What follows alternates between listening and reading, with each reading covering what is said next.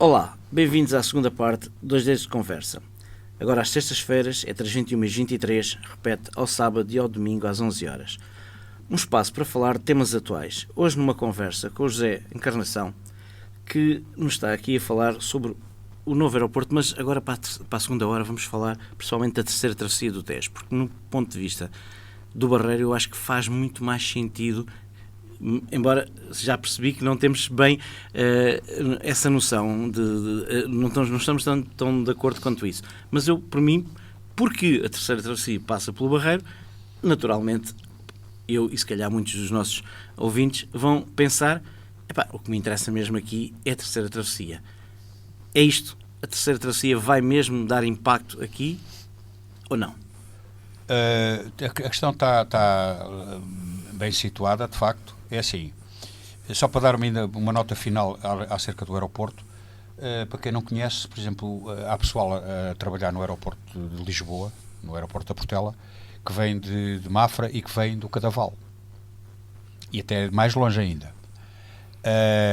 E tu queres dizer que afinal também poderemos ter pessoas daqui do Barreiro que tenham que ir trabalhar? Não é só o problema de ir pessoas daqui do Barreiro para ir trabalhar para o aeroporto, como é as atividades económicas que se podem instalar no Barreiro para servir o aeroporto.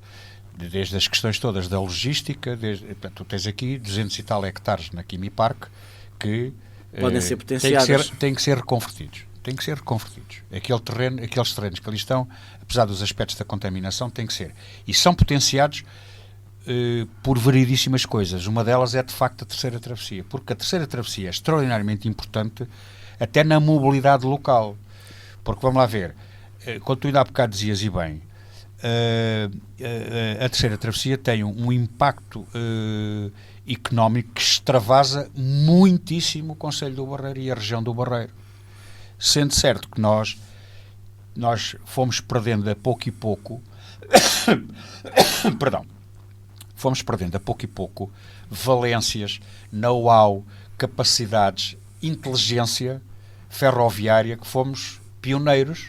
O Barreiro foi um dos maiores polos ferroviários do país. Ainda temos as oficinas. Exatamente. E podíamos ter muito mais. E devíamos ter muito mais. E devíamos ambicionar a ter muitíssimo mais. E, portanto, a alta velocidade traz também, porque a alta velocidade... há duas maneiras de olhar para aquele problema, porque já deves ter visto até alguns mapas. Nós, na discussão sobre o aeroporto, consideramos sempre que a terceira travessia e a alta velocidade potenciavam o aeroporto, facilitavam, mas não faziam depender uma coisa exatamente... Até porque a terceira travessia traz outras valências. Exatamente. Aliás, fecha logo o nó ferroviário. Exatamente. E tu vens, se quiseres vir a determinadas zonas de Lisboa, encurtas isto em 15, 20 minutos. Sim. E é significativo. Tu podes estar aqui no Barreiro e chegares ao centro de Lisboa, aos centros nevrálgicos, onde tu tens toda digamos assim... a capacidade empresarial, digamos assim. Não, e as ligações multimodais. Sim. As ligações multimodais. Tu podes estar, por exemplo, a 15 minutos da Gare do Oriente, sim, ou de Campolide, não é? Ou a mim dava-me jeito para entre Campos, 10 minutos. Ou dentro de Campos. Tu nunca conseguirás isso, nem com a travessia pela Ponte 25 de Abril, porque a Ponte 25 de Abril, aquilo não pode ser mais do que aquilo, não tem mesmo hipótese, nem pelo peso, nem pela cadência, portanto, aquilo está próximo de estar esgotado. Tu até podes pôr, em vez de 6 carruagens, podes pôr 7. Porque aquilo acho que não podem ser números ímpares, acho eu. Porque aquilo tem umas lógicas... Porque o problema, já agora só um pequeno detalhe, um problema que se põe com as pontes e que se põe com os comboios, é que o problema maior dos comboios não é a velocidade que atingem, é a inércia que atingem com a travagem. Tu, quando tens um comboio pesadíssimo, que desloca uma massa brutal, basta saber um bocadinho de física, quando ele começa a travar, se tu tiveres uma ponte mal calculada... Vai travar uns quilómetros à frente. Não, tu tens uma ponte mal calculada e ele dobra-te a ponte toda. Portanto, não vale a pena. A ponte 25 de Abril não é solução nenhuma para nenhum... Basta dizer que o Alfa e o Intercidades, quando passa na ponte 25 de Abril, anda ali a 40 e tal, 50 km por hora, não é? Consegue ser ridículo. Exatamente. Portanto, aquilo, e depois, é assim, aquele transporte ali, inclusivamente, como tu tens uma via urbana, ou interurbana, portanto, porque tu ligas Setúbal a Lisboa por aquele eixo. Pá, depois, se tens lá um comboio da Fertagem, não podes ter em cima daquilo um comboio da CP, do Intercidades, e depois os comboios da carga não podem lá passar, porque a ponte não foi dimensionada para ter carga. Pronto, acabou. Esse para mim é o busilis da questão. A terceira travessia iria beneficiar, olha, desde logo ia colocar muito maior premência a que o metro sul do Tejo chegasse ao Barreiro e ao Alcochete. Também considero que é outra necessidade evidente. Exatamente, porque tu, para fazeres vir os comboios do metro sul, as carruagens do metro sul do Tejo, da Costa da Caparica, porque eles estão a tentar fazer isso e isso faz sentido.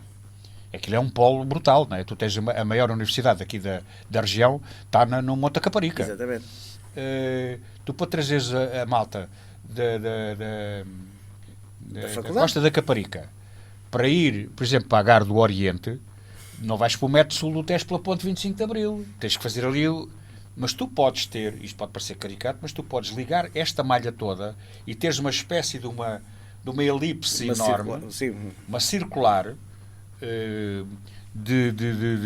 com características não são ferroviárias, porque o metro sul do Tejo não é ferrovia, propriamente dito, ou verdadeiramente dito, mas tudo isto é ferrovia ligeira quase, digamos assim. Mas muito ligeira. Muito ligeira. Tu tens o metro do Porto, não é ferrovia, não é? É como o metro daqui do sul do Tejo, é um transporte. É um transporte. Costumo dizer que é uns elétricos um bocadinho maiores. Sim, são uns elétricos um bocadinho maiores. Aquilo não é ferrovia, não é? Mas, portanto, tudo isto podia ficar ligado de uma outra forma. E depois, é evidente que as linhas não servem só para a malta ver os comboios passar. Eles vão ter que ter oficinas de manutenção, vão ter que ter centros de formação, vão ter que ter uma panóplia brutal. Vou-te só dar um exemplo que às vezes é mais perceptível quando nós vemos isto de uma forma mais global. A maior parte dos aviões não andam no ar neste momento. A maior parte dos aviões estão estacionados nos desertos, quer no Atacama, quer noutros desertos, porque os aviões estacionam em sítios onde o clima é favorável, porque os aviões não gostam de umidade, porque a umidade é inimiga dos instrumentos, da instrumentação que os aviões têm. E os desertos são os sítios melhores para estacionar os aviões. Tu não calculas as dezenas de milhares de aeronaves que estão estacionadas permanentemente. E também não se calcula que a quantidade de aeronaves que são desmanteladas, não é canibalizadas, Sim. Perdão.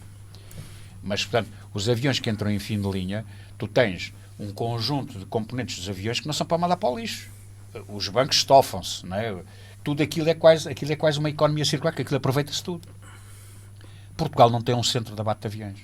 Podia passar a ter. E porquê é que o centro de abate de aviões não podia ser na Quimi Park? Ou na siderurgia? Aí vou-te dizer uma coisa que me mete... Não é confusão, porque infelizmente dá para perceber que foi intencional.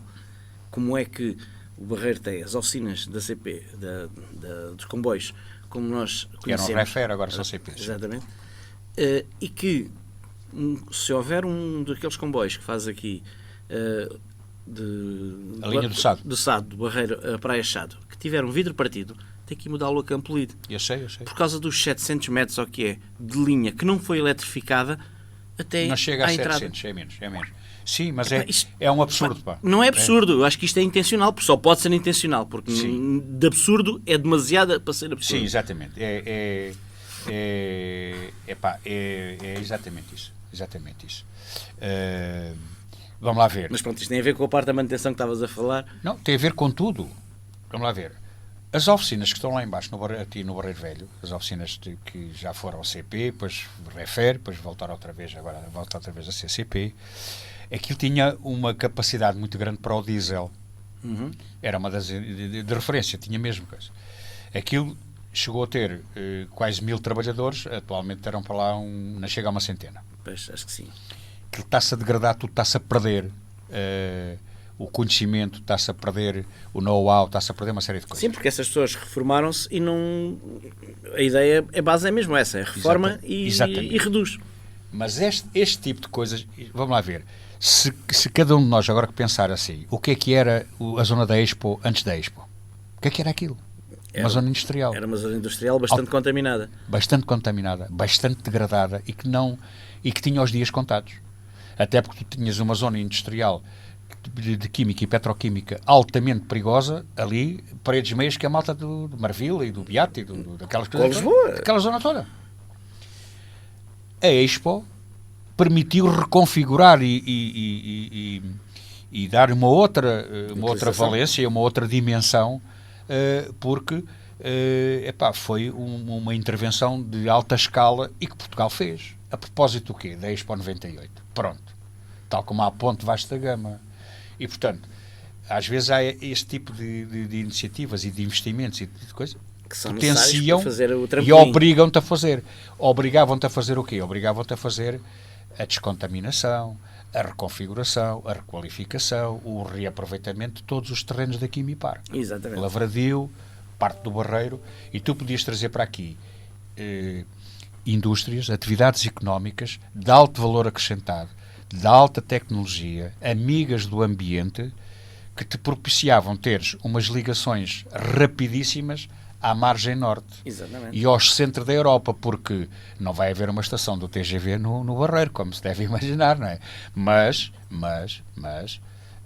tu passas a ter uma ligação privilegiada via Poceirão, pela linha de alta velocidade para essa Europa fora. Eu estou apenas a citar, posso não ser, porque vamos lá ver, quando nós queremos ir ao rigor da técnica, temos de discutir se a engenharia do amendoim é mais importante a com casca ou sem casca. Portanto, isso não faz sentido. O que faz sentido é nós olharmos para isto estratégica. Como uma estratégia, exatamente. E aqui a terceira travessia é o elemento até talvez mais importante. O aeroporto tem uma dimensão também muito nacional, sem dúvida, não é? Porque trata-se do aeroporto internacional do nosso país, de Lisboa, mas aqui a terceira travessia é uma questão fundamental. E depois, se tu fores voltar atrás com o projeto que está para a terceira travessia, para a alta velocidade, tu tinhas, inclusivamente, oficinas no Barreiro e oficinas na Moita. Quantas centenas de empregos é que isto está? E, digamos assim, não é da tecnologia antiga do diesel. Isso é para ficar um bocadinho ali, para o folclore e tal. E para... Sim, o espaço era uma utilização lógica do espaço, digamos assim. Não é só o do espaço, é a qualidade do emprego que tu crias. Sim. O que é que tu tens?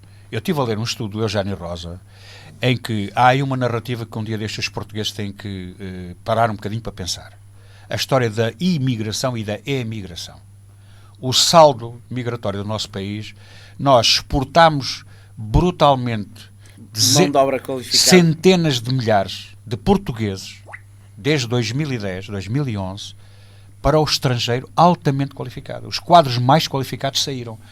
E o que veio para cá não foram os quadros qualificados. Vieram muitos imigrantes, sobretudo de mão de obra, pessoas com boas formações académicas, mas que nos seus países não tinham futuro nenhum e que vêm para cá para executar tarefas que não acrescentam valor absolutamente nenhum, porque Portugal também não tem isso para lhes oferecer. E Portugal precisa de oferecer estas coisas. Precisamos ter isto. Porque, vamos lá ver... Seja para os portugueses chegarem cá, seja para trazermos aqueles que se fazem essa mais-valia. A nossa malta aqui do Barreiro tem ideia de quantas mulheres nós exportamos que vão ter filhos na Inglaterra, na França, na Suíça, na Alemanha, etc. por aí fora. Essas crianças deixam de nascer em Portugal. Uma boa parte delas não vão voltar a Portugal. E, portanto, Portugal vai definhar.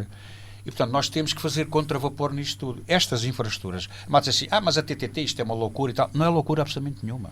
Não, isto é melhorar a qualidade de vida das pessoas, é criar emprego de qualidade, porque, vamos lá ver, estão-se a construir muitos apartamentos aqui no Barreiro. Eu não sei quais são os cidadãos que vêm viver para o Barreiro com estes condicionamentos todos, a pagar apartamentos na ordem de 1 milhão, 1,5 milhão de euros, quase que é o que poderá vir a atingir. Essas pessoas vão... E são pessoas altamente...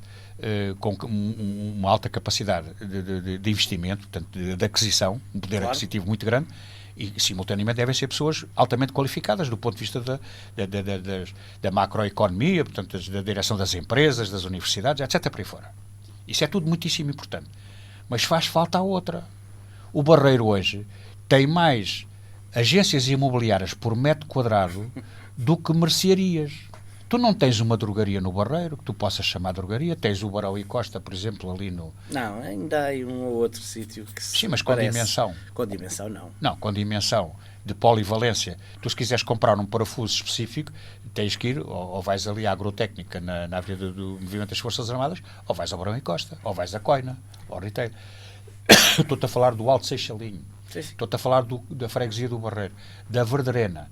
Tem desgraçadamente ali uma casa de um fulano que vende torneiras e outras coisas, aquela drogaria toda. Mas olha que já tenho encontrado coisas que não encontrei mais lá nenhum. Eu sei, eu também lá vou comprar coisas, Mas o problema é que isso é uma escala completamente diferente. Claro. E talvez seja possível, e é possível, não está provado o contrário, que é possível compatibilizar estas atividades económicas com atividades económicas de outra dimensão.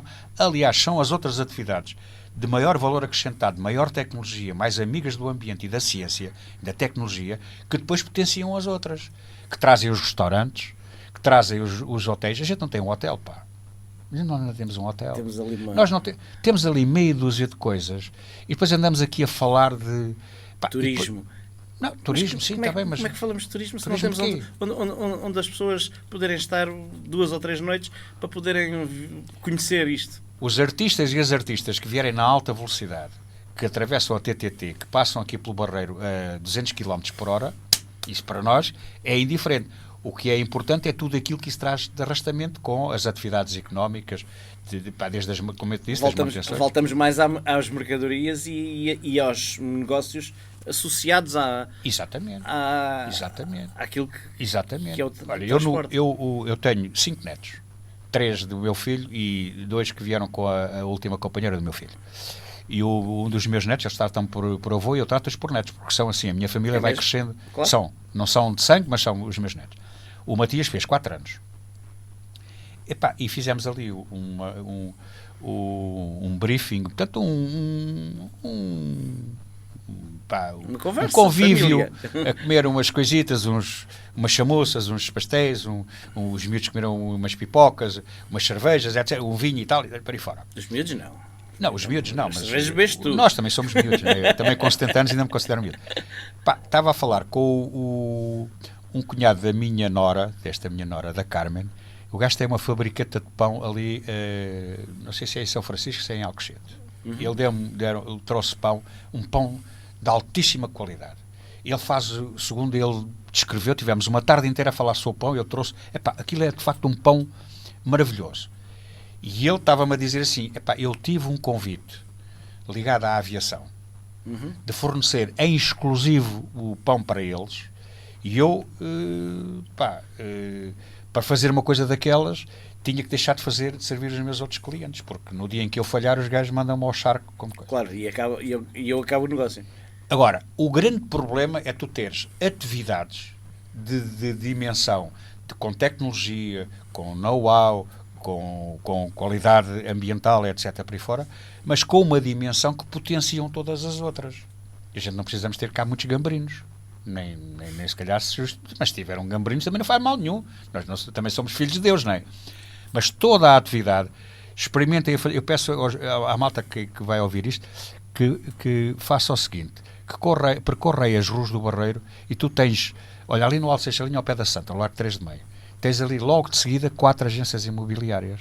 Portanto, isto, o que é que isto representa do ponto de vista da economia e do emprego? Representa muitíssimo pouco, até porque aquilo é um emprego com determinado tipo... É um emprego que não é um emprego. Não, é uma atividade. É uma atividade. Porque aquilo que é que gera, de facto, tem ali uma ocupação, são os promotores que vão mostrar umas casas, que vendem, fazem umas escrituras e tal, fazem aquela coisa, que é muito importante, não estou a desvalorizar nada disso. Sim, mas faz falta o resto. Tudo aquilo que era atividade económica densa. Eu costumo dizer isto, às vezes, quando estou na brincadeira nas conversas. Se tu tiveres uma rede de emalhar com uma malha de 10 milímetros, mais fina, apanhas mais peixe do que uma rede de 50 milímetros. Isto tem agora a olhar às questões ambientais, mas a forma como isto é mais denso, é mais amigo e protege mais as pessoas em situações de maior crise. Porque as economias mais densas, as pessoas ajudam-se muitíssimo mais mutuamente, porque têm sempre alternativas para subsistirem e não estarem sempre dependentes da subsídio-dependência dos subsídios de desemprego e dos rendimentos sociais de inserção e etc. por aí fora. E, portanto, isso já é outro tema. Eu sei que é outro complicado. tema, mas esta lógica destes grandes investimentos, porque depois há umas pessoas que dizem, não, isto está, os megalómanos e tal. Não, isto faz falta ao país como pão para a boca. Sim. Portanto, a terceira travessia do Tejo é talvez das melhores coisas que podia acontecer aos barreirenses. Mas que não cai do céu. Claro. Isto já foi tratado há não sei quantos anos. Sim. Mas a questão aqui é, quando vier, é como tu dizes, tem muitas vertentes onde o Barreiro tem a ganhar, e não só o conceito de ir rapidamente aqui para Lisboa. Isso Exatamente. Isso é uma parte do problema. Mas é um passo, se calhar, bastante ínfimo. Sim, mas se tu montares aqui uma atividade económica, aqui no Alto Seixalinho, e se quiseres ir pôr a Mafra, um artigo com rapidez, mais barato, tu ficas-te aqui e escusas de ir para a Alferragida ou escusas de ir para outro lado qualquer, porque o que está a acontecer é isso. Nós temos estes movimentos pendulares, porque isto está tudo desarticulado. Porque é que vão centenas de milhares de pessoas da margem sul do Tejo trabalhar para a margem norte, para atividades que não são atividades, muitas delas verdadeiramente produtivas? Não são. São serviços. Podiam estar em qualquer zona. Podiam estar em qualquer lado. Tu tivesses uma boa autoestrada de informação de redes digitais, não é? De internet, tu podes estar a trabalhar, e agora a história dos... Neste momento, por acaso, estamos um bocadinho a querer andar por esse caminho, mas ainda estamos muito longe. Sim, ainda estamos muito longe, porque não é só ter as redes digitais altamente desenvolvidas e com grande capacidade de escoamento e de transferência de informação. Tens depois ter tudo o que é de infraestruturas de apoio. Os nómadas digitais, eles não vêm para o Barreiro, porque não têm outras condições. Eles até podem ter a internet a 50 milhões de megabits por segundo. Isso não serve para quê? Ele depois faz aquilo onde? Ali na Quinta Brancampo, debaixo das árvores. Não é? Também pode fazer, não é? Mas, quer dizer, para isso já tinhas que ir para outros patamares até da tecnologia, mas não vamos falar disso. Vamos falar é disto, que pode ser pão para a boca, pode ser emprego altamente qualificado, pode ser, e que também acrescenta a isso o quê? A vantagem da malta, se quiser ir ao cinema a Lisboa, ou os gajos de Lisboa verem um bom cinema ao Barreiro, com bons filmes, também vêm mais facilmente. Já não tem que ter aquela maçada. Daí a cidade das duas margens. Exatamente. Esse conceito, que foi introduzido até por um fulano que já morreu, olha que curiosamente fazia parte da plataforma cívica. Ele foi presidente da CCR de Lisboa e Val do Tejo. Que era? Agora deu-me uma branca, porque eu estou na fase do Alzheimer, quase. Tenho o nome dele debaixo da língua, como a gente costuma dizer. Foi presidente da CCDR de Lisboa e Val do Tejo, que desenvolveu, ainda no tempo em que o Carlos Humberto foi presidente pela primeira vez, que se começou a desenvolver este conceito da cidade das duas margens. Porque o Tejo só é um obstáculo se nós quisermos. Porque se tu continuares a manter esta lógica um pouco perversa e restritiva, tu, se tiveres aqui as acessibilidades, as infraestruturas, todo o conjunto para as pessoas virem para cá trabalhar, e para isso a ponte, sendo rodoviária, também serve. Sim. Porque a gente não pode obrigar a malta toda a andar de comboio. Há de haver aqueles que andam de comboio, e ainda bem. Não é? Isso há de ser uma perspectiva de evolução no futuro.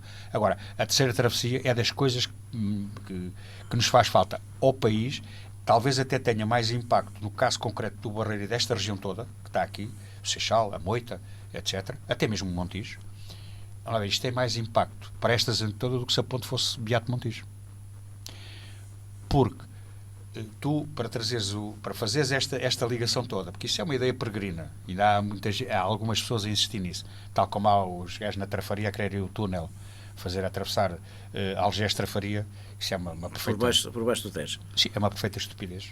Eu não digo que é estupidez porque as pessoas vão ficar ofendidas comigo. Mas o Tejo não tem cota, o leito do Tejo não tem cota para fazer um túnel, porque os túneis, por legislação e pelas leis da física, não podem ter mais do que 3% de inclinação. Aquilo não é uma montanha. Os comboios e os carros e os vamos lá ver, ou aquilo é uma coisa em que é um shuttle, em que metes os carros dentro do shuttle, mas não é disso que se pensa. Mas a cota que está a Trafaria, a cota que está a Algés, para se fazer um túnel a ficar por baixo do leito do Tejo, porque aquilo tem que ter, as aduelas têm que ficar com uma distância suficiente ainda do leito do coelho, aquilo ou era uma rampa muito grande ou ia parar à Fonte Telha, não era à Trafaria. Já agora, portanto, e isso é uma solução que não resolve, só resolve o problema do transporte rodoviário de baixa ocupação. Exatamente isso. E sem capacidade de fazer mais nada. Claro. Passa dois carros para um lado, dois carros para o outro e acabou. Claro. Com um bom transporte, quantas pessoas, e depois aqui também se tem que associar outras coisas, quantas pessoas beneficiaram com o passe intermodal, que gastavam 115 paus de Setúbal até Lisboa, passaram a pagar 40 paus. Sim, mas isso, os comboios agora vão completamente cheios. Mas isso levanta ainda a questão que, e quando estamos a falar de ferrovia, estamos a falar de uma coisa também que as pessoas não se podem esquecer, que é a parte, vamos chamar-lhe ecológica, ou pelo menos toda aquela parte ambiental. A parte ambiental.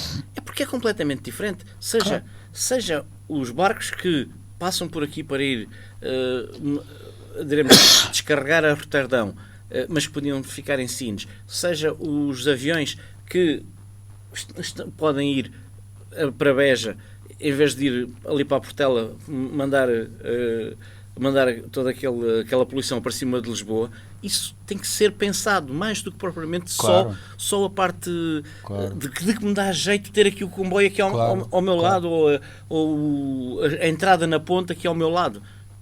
Eu acho que a gente tem que ir pensar um bocadinho mais à frente. Sim, mas olha lá uma coisa, por exemplo, os holandeses metem tulipas todos os dias em Portugal. Uhum. Nós não metemos morangos de palmela todos os dias em Amsterdão. Mas é porque eles não sabem o quanto bons são os morangos. Exatamente. Os morangos de palmela que são os melhores segundo o conhecimento que me foi transmitido aí pelos merceeiros. Os palmelas são mesmo os melhores aqui da zona.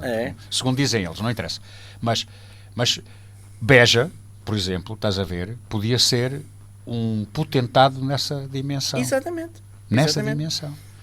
Agora, tu tinhas que ter, para já, os alentejanos, os begenses, e não só os begenses, têm direito à vida como nós, porque também são filhos de Cristo. Os que são, e há os outros que são sem ser de Cristo, não interessa. São filhos de Deus, pronto, já agora, porque Cristo não é Deus. Mas aquilo precisa ter infraestruturas como deve ser. Ferroviárias, rodoviárias, porque ir a Beja de automóvel é uma estucha. Uhum. Eu fiz muito tempo aquilo e aquilo não teve grandes melhorias, se fores pelas estradas nacionais. Não tens uma autoestrada, a Beja não está servida para a autoestrada. Não é? Nem se compreende como, e principalmente eu continuo a dizer, aquele eixo Sines, Beja, e depois continuarmos para o resto da Europa e não haver sequer um método, seja ferroviário, seja por estrada, não haver uma forma de passar, isto é mesmo uma falta de visão do nosso país. Exatamente. Há vários problemas, mas há um problema que pode ter uma vertente de economia que eu aprendi há muitos, isto já tem muitos anos, acho que ainda foi o Marx que escreveu sobre estas coisas. É como é que a tecnologia influencia a procura. Nós temos um problema, e Portugal é paradigmático nisso, aliás o planeta inteiro. Ele está mexendo no telemóvel. Não. As empresas que desenvolveram estes meios de comunicação, estes gadgets, conseguiram que a procura fosse influenciada pela oferta, não era ao contrário. Antigamente era a procura que determinava a oferta, portanto as pessoas procuravam e construía-se. Não, passou a ser a oferta a determinar a procura. Tu hoje não tens, és capaz de ter para aí 12 milhões de telemóveis para 10 milhões de portugueses. Há portugueses que têm 2, 3 telemóveis, como tu sabes. É verdade. E é daqueles equipamentos, a malta muda de telemóvel todos os anos. De carro, aqueles que conseguem mudar de 4 em 4 ou de 5 em 5 já são bastante menos. Olha, o meu já tem bastante mais. Exato, o meu também. Mas, repara, este tipo de pensamento que é Beja pode influenciar a procura através da oferta, mas é preciso investir na oferta. Se tu não deres oferta, porque é que aquilo, foram lá gastos 20 milhões de euros, ou o que é que foi, que aquilo é uma mexuruquice, porque é que aquilo nunca teve verdadeiramente uma grande utilização? Porque os poderes públicos não quiseram. Sim. Porque se tu criasses mecanismos... Porque criaram ali aquilo, mas não criaram a forma daquilo ser rentável, diremos assim. Não, o chamado plano de projeto ou plano de negócio. Era olhares para o Alentejo sem Alqueva e olhares para o Alentejo com Alqueva. Exatamente. A malta diz assim, mas a Alqueva é uma coisa natural. Não, então o investimento que obrigou, não é? Isto levou, o Alqueva levou dezenas de anos. Mas o Alqueva, as pessoas pensam no Alqueva só como água, mas sim. Não é. Não. O Alqueva tornou toda aquela zona muito mais habitável. Claro. Ainda este verão lá estive e estive a falar com pessoas que me disseram agora podemos estar aqui. Antigamente, isto no verão, era impossível de estar aqui. Mas faltava uma política coerente que é válida para a Jurumenha, para a Marleja, para aquelas aldeias todas, Papias, Valdevargo, etc, etc, etc, como é o caso até do próprio Barreiro. O Barreiro foi, durante muitos anos, uma potência industrial. Há muitos anos que eu defendo isto. O Barreiro é credor do país todo, dos sacrifícios que foram feitos pelas populações. Exatamente. E nunca foi ressarcido. O Marcelo Rebelo de Sousa anda a falar no acerto de contas com as colónias. Exatamente. O assunto até admite que tenha algum interesse, do ponto de vista meramente retórico. E não quer dizer que não seja um assunto para se falar, mas é assim, eu concordo contigo, eu gosto de usar uma frase que uma vez ouvi do Nuno, um amigo, que me dizia, é que vocês já repararam que no Barreiro até as ervas já crescem nos passeios. É que antigamente os passeios eram verdes, mas não eram verdes de ter ervas, eram verdes dos gases que aqui eram depositados todos os dias. Exatamente. E o Barreiro, muita gente fala que já foi como se fosse uma grande potência. É verdade, foi uma grande potência, mas também foi uma potência à custa de muitos barreirenses, muitos sacrifícios, muitos barreirenses que morreram. E de muitos malefícios. Exatamente, muitas doenças que ficaram. E com passivos ambientais, No caso do Grimy Park, que vão ser extraordinariamente onerosos e difíceis de resolver em poucas décadas. E o Barreiro, desse ponto de vista, outros sítios, mas o Barreiro, desse ponto de vista, é credor. E vamos lá ver, não fica mal nenhum, nós não temos que nos pôr em bicos dos pés, não nos fica mal nenhum a nós barreirenses reclamarmos e reivindicarmos a parte que Portugal nos deve. Esta parte, isto não é lamechice, é de justiça, é de gratidão. Os portugueses, os filhos dos antigos operários da CP, da CUF, e depois mais tarde da Quimigal, da Zona Têxtil, da Cortiça, tiveram uma vida bastante melhor porque os pais deles tiveram à época. Aquela época passou. Tiveram esses sacrifícios. Nós não queremos voltar a isso. Nós o que queremos, eu ainda há pouco acabei por dizer, quer aqui empresas, atividades económicas de alto valor acrescentado, de grande tecnologia, que fixe aqui os engenheiros, os biofísicos, os homens e as mulheres a tal parte da mão de obra qualificada que precisamos. Que venha trabalhar para aqui, mas que venha também morar para aqui. Sim. E isso é que é determinante. A terceira travessia. Mais do que esse conceito, quando se fala, parece que é ressarcir, é quase que levar para lá uma indenização. Uma indenizaçãozinha. Não é isso. Não é disso que se trata. Nós precisamos é que nos tragam para aqui aquilo que faça com que as pessoas e o Barreiro consigam voltar a ser essa potência, ou pelo menos uma boa parte dessa potência, mas de uma forma correta, diremos assim, sem os sacrifícios. Claro. Porque os sacrifícios já fizeram os nossos pais, os nossos avós e por aí Exatamente. Fora. Só para terminar dentro desta linha, porque acho que o meu tempo já vai andando, já vai. Que é assim, conta-se uma anedota que eu não posso utilizar aqui, abreger isso nem o vernáculo, mas estava um indivíduo a regar a horta quando estava a chover e passou um vizinho e disse assim, amigo, então você está a gastar água quando está a chover? E ele virou-se para o homem, o que é que você tem a ver com isso? Eu não preciso de favores de sacana nenhum. Portanto, ele não precisava de favores do São Pedro. Portanto, estava a utilizar a água. Mas isso é um desperdício. Não, nós não queremos indenizações, nem queremos reconhecimentos, nem medalhas. Queremos é que Portugal olhe para, digamos, utilizar estes territórios e proporcionar às gentes destes territórios para que virem para cá morar pessoas que possam fazer filhos, que possam ter casas boas, que tenham rendimento para pagar as casas boas, porque eu não quero uma vida de maus salários, de baixos salários, quero uma vida de bons salários, em que nós possamos ir comer, não é às sextas-feiras, mas é à terça e à sexta e ao sábado, irmos comer a bons restaurantes. É disso que o Barreiro precisa, porque o Barreiro, quando tinha as CUFs, as ferrovias, tu tinhas as cervejarias a abarrotar, a malta comia marisco. Hoje não tens isso foi-se perdendo. Isso foi-se perdendo porque foi-se a tal parte financeira e económica que Claro, o poder aquisitivo. Exatamente. Não? Pronto, aqui a questão é, o Barreiro tinha isso, mas como sabemos, tinha outra parte negativa. O que nós acho que é justo pedirmos agora é tentarmos voltar a ter essa capacidade sem ter que continuar a fazer os sacrifícios todos. Claro. Acho que Portugal tem isso para com o Barreiro, e o Barreiro, esta questão da ponte, acho que faz sentido. Faz todo o sentido, porque, volto a dizer, e aqui para o Barreiro faz muito sentido, mas não é só. As pessoas têm que ver mais, temos que ver mais além. Desde o norte, desde o Minho até o Algarve, toda a gente vai ganhar com esta ponte. Com o aeroporto também, mas no meu ponto de vista, a ponte, que para nós parece-nos importantíssimo, mas as pessoas não se podem fixar só na importância que a ponte tem para o Barreiro. Só as próximas gerações, quando isso for construído, e nós temos que lutar pela sua construção, não é ficar só nos anúncios. Sim, porque 10 anos ainda só as próximas gerações é que vão dar valor exatamente porque vão usufruir disso. Exatamente. Isso é como a mesma coisa quando tu não tinhas ponte 25 de Abril e quando tinhas o Évora e o Alentejo e os outros barcos que levavam quase 1 hora para chegar a Lisboa. Exatamente. E aquilo eram os horários manhosos. Tu hoje tens os catamarãs, que até são os belíssimos barcos desse ponto de vista, têm lá aquelas questões todas ambientais, mas pronto, paciência, é o que é. Aliás, aquilo até podia ser deslocalizado num futuro, aquele terminal, porque fazia muito mais sentido até do ponto de vista ambiental, mas até de outros pontos de vista, da articulação de toda esta rede, digamos, de mobilidade e de transportes.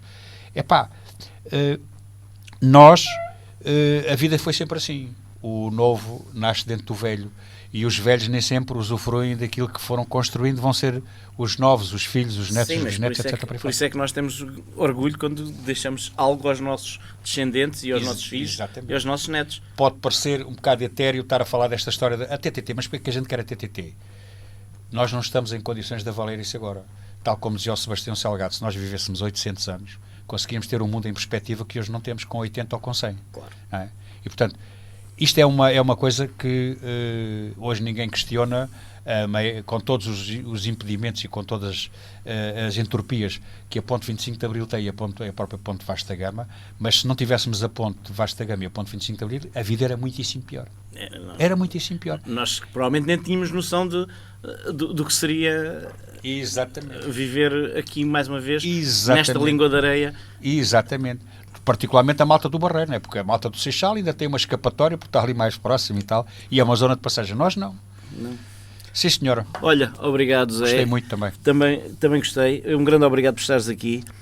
E desta forma finalizamos a segunda e última parte do programa 2 Dias de Conversa, apresentado e realizado por António Matias, Daniel Ventura e Pedro Santarém, em que hoje, aqui em conversa com o José Encarnação, tentámos falar um pouco sobre esta questão do que é o novo aeroporto, o que é esta coisa da terceira travessia do Tejo e todos os impactos que isto tem. Isto é fácil de perceber que não é local, é um problema global, um problema pessoalmente de todo o país, mas que tem muito para dar e muita coisa ainda para discutir e provavelmente ainda só vamos saber muitas dessas coisas, como há pouco dizias, daqui por umas centenas de anos quase. Provavelmente. Mas há alguma coisa a gente tem que fazer de um imediato. Exatamente, porque senão era esquecer que os nossos filhos e os nossos netos merecem uma vida melhor. Exatamente.